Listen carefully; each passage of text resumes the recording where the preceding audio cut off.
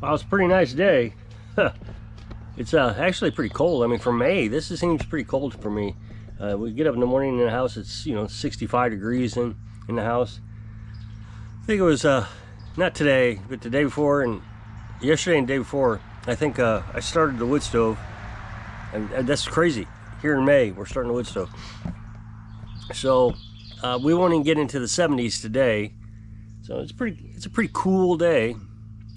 But last year it was too. I remember last July, I was working on a chainsaw and I had my Carhartt coat on in the morning time. So I suspect one of these days pretty soon it's going to snow in July. So back in March, business started really picking up. That lawnmower hobby business that we have was really starting to pick up. And did really well. I mean, for March, I guess we had a warm spell there and everybody was getting excited about lawnmower season or something. I don't know. And then April was really slow. I mean, we got some mowers in, about 2 a week or something. And again, here we are in May, I'm getting about 2 a week. I've got a push mower and a John Deere, but that's from the same customer. Tomorrow I got one I got to pick up. And I don't think I have any more serious prospects out there. That's what's so funny. I've talked about this many times. People will make promises and promise they're going to bring you a lawnmower, and they never do. You can talk to them, and they'll, oh yeah, I'm going to bring. I mean, I got this one guy. He said he bought a lawnmower, a used lawnmower, and he's going to bring it over here so I can replace the PTO. But I've even talked to him a couple times. Yeah, I'm going to get that to you, and nothing. Back in March, I sharpened the chain on the chainsaw. Put an inner tube in a tire for a guy, and he said, hey, I got a mower I'm going to bring back over here. He never brought it back. So, I follow up with him occasionally. I mean, I guess I can't really complain. I mean, I've been staying pretty busy. The only reason I'm not busy now is because parts aren't showing up. I mean, I don't understand UPS and US Mail and FedEx, and well, now even Amazon. I just don't understand them. How can anybody stay in business when they're so inconsistent with their customer satisfaction? I'm a customer and I'm regularly dissatisfied with them.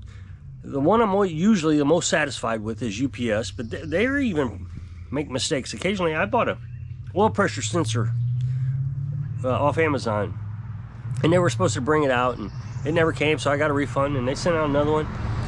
2 months later, or a month and a half later, they finally got it. It was stuck in St. Charles, which is over there by St. Louis. It was on their website. Told you exactly where it was. I guess they finally found it.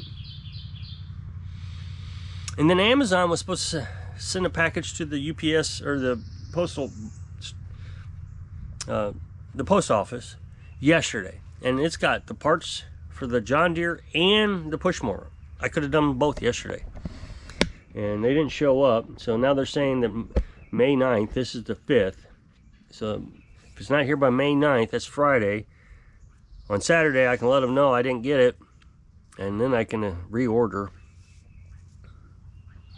So I told this guy that it's delayed. He seems okay with that. He didn't seem upset. So, I don't understand that business model where you can actually do something, say you're going to do something, and not be able to do it. I know there's going to be people out there who will defend all of them, and I just don't see it as defensible. First of all, if you're UPS, let's talk about UPS, and you are in the business of sending product to people, then how do you get that wrong? That's your job. A company. See, I used to be a manager for a company. I used to also run my own company where I told companies how to become more efficient so they can make more money with less resources. I know that's terrible. You're supposed to hire 1 million people to do one job, but that's the way it was. So, to me, if you're going to do a business, you need to continuously improve that business so you get it right every time. Or at least 99.999. And I know somebody's going to say, oh, UPS is always on time. No, they're not always on time. It's just, I don't know. But UPS, I will admit, is the best. When I first got here, FedEx was pretty inconsistent. But they've gotten a little better. Now they got a new person. We had this one guy run this route all the time. I would imagine he was new when I first got here, but now, but then he started getting better. Now they got a new guy, so I'm sure we'll have to start all over with him. So that leaves the post office. And I know somebody's going to yell at me. The post office gets tax dollar funded. We bail out the post office all the time. And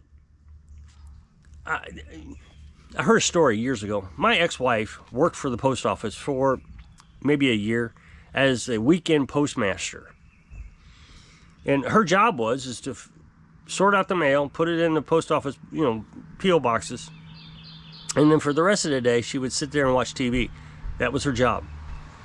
And I'm thinking, we bail out these organizations so we can have people just sitting around watching TV. So recently, the Postmaster General, whatever his name is, had to go to Congress. And Missouri Senator was drilling this guy. Now, I completely agree with the Missouri Senator. The Missouri Senator was upset about the Kansas Post Office Distribution Center. They're terrible. I mean, if your package goes to that facility, you can expect it to take 2-3 weeks before you get it. It's terrible. And they know what's wrong with it. Not enough employees. They just all kinds of things wrong with it. They know what's wrong with it, but they choose not to fix it. So the senator was drilling this guy. Now, the Postmaster General said, hey, they came up with a great plan to save money. And what they were going to do is reduce the number of shipments to rural areas. My area, for example. So instead of getting 3 shipments a week, we'll get 1 or whatever it was. And that's going to save money because they only got to send the truck out here once. And my senator was like, wait, no, that's not how it works. That's not how business works. You're supposed to increase shipments and reduce cost. That's how it works. Now, I know that sounds counterintuitive, but that's how business works. You constantly improve your company. Continuous improvement is what it's called. And reduce cost. You get new technologies, new computer systems, new sorting systems, whatever. So that's how it works. Oh, no. No. So this guy, this professional postmaster general who works for the government and is the head of the UPS, stuck his fingers in his ears and went, what? So your professional opinion on how you're going to improve the post office is to stick your fingers in your ears and not ignore the senator. It was absolutely childish, but that's just what our society has turned into. Instead of getting better and doing better, they want more money for less work. Now, I know somebody's going to scream at me about this. Remember I told you my ex-wife worked for the post office. While she was working in the post office, one of their improvement ideas so they could become more efficient was remove clocks off the wall in the post office. And the reason they wanted to do that is that way customers would not realize how long they've been standing in line. So that was supposed to improve customer satisfaction and their efficiencies, because now they won't know how long they were standing in line. This is how genius they were. Instead of automating the system and getting scanners or whatever, just remove the clocks. That takes care of the problem. Instead of having the post office lady watch TV in the back, let's just remove the clocks. I'm thinking, let's remove the TV. Recently, UPS did something I don't understand it as a guy who ran a business helping companies, manufacturing companies, improve processes. I don't understand what UPS just did. So what they did was they decided they were going to ask Amazon to stop making them deliver so many products to rural areas, people like me. So in order to do that, UPS had to lay off 20,000 employees and shut down several facilities. Because what they said was what they said was Amazon was their lowest paying customer. There was the highest volume, but their lowest paying customer, so they didn't want to do business with Amazon quite as much anymore. Well, Amazon agreed. Okay, that's fine, whatever. So that means that Hal has to go to the post office. Well, I just don't understand this. If I was consulting for UPS, I would say that's insane. What you need to figure out how to do is reduce your cost to deliver packages. First of all, why did you ever agree to such a low cost if you're going to lose money on it? That was a dumb idea in the first place. So secondly, once you already have the customer, you don't want to give up the customer. You never want to give up a customer. That is a terrible idea. You want to reduce costs. Now, I don't know how you can reduce cost. Post office, or UPS, I've never been there. But that's what I did for a living in manufacturing companies. How to reduce costs. I could look at an assembly line and see two people working on an assembly line, and I'm like, okay, now you've got two people reaching across and slapping each other, and they're talking and distracted. No, we got to figure out how to streamline this a little better. I remember that they were packaging up spaghetti sauce. This particular company. So the spaghetti sauce came in. All they had to do was shrink wrap it. Put shrink wrap around 2 jars. So they had one person putting a jar on and another person putting a jar on. I'm thinking, oh, how dumb is that? Why do I got 2 people putting on 1 jar? Most people in the world have 2 hands. Why can't one person put 2 jars on the line? So that's what we did. Now, of course, the union got all furious about this. How could you possibly make anybody work that hard? I mean, it's not like they were racing. They were having to space it out. I mean, it was a shrink wrap line. I don't know if you've ever seen it, but it's a machine. And so it goes in, plastic wraps around the product and makes a bag, basically. And then it goes through a heat tunnel, and the heat tunnel shrinks this bag around the product. So they were just, I would imagine there was, I don't know, 2 jars being put on every 5 seconds. I mean, it wasn't like it was terribly fast. I could do it. I could do it all day long. I'm actually thinking, how can we speed this line up? But the union got crazy and, oh no, you can't do that. Well, of course we did it. I mean, it just didn't make sense. Why do we need 2 people putting on 1 jar? So imagine, we just cut the cost of that assembly process in half. And so that's what you're supposed to do. Now at UPS, let's just lay off 20,000 workers and shut down plants. That just doesn't make sense. So what do they do? Now Amazon is delivering to the rural areas, to the post office. And of course, you know what they're saying? We can't do this. It's terrible. We've got too many packages. We can't handle it all. They can't handle it all. I know for a fact the post office lady watches TV. I know it. I mean, I just know it. And the reason I know it is because I know what my ex-wife did. I know what her boss did. You know, the woman who works throughout the week. They watch TV. And they always would come around from the back when you walked in. How may I help you? Same thing with this one up here. She walks around from the back. How may I help you?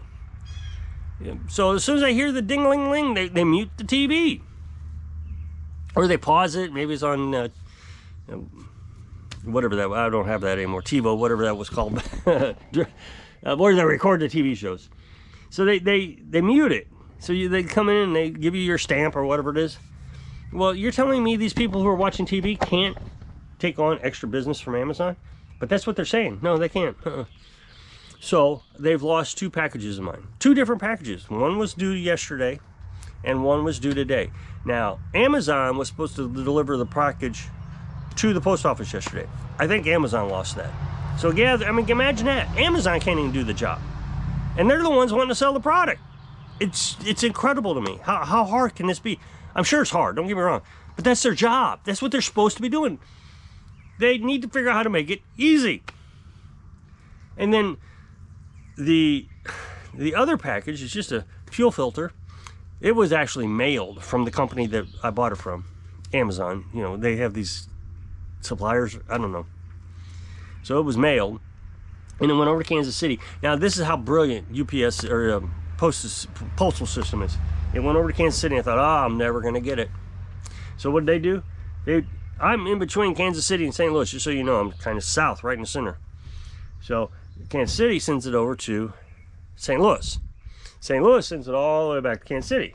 And city sends it all the way back to St. Louis. St. Louis takes it all the way to Columbia, which is right up here, right above me.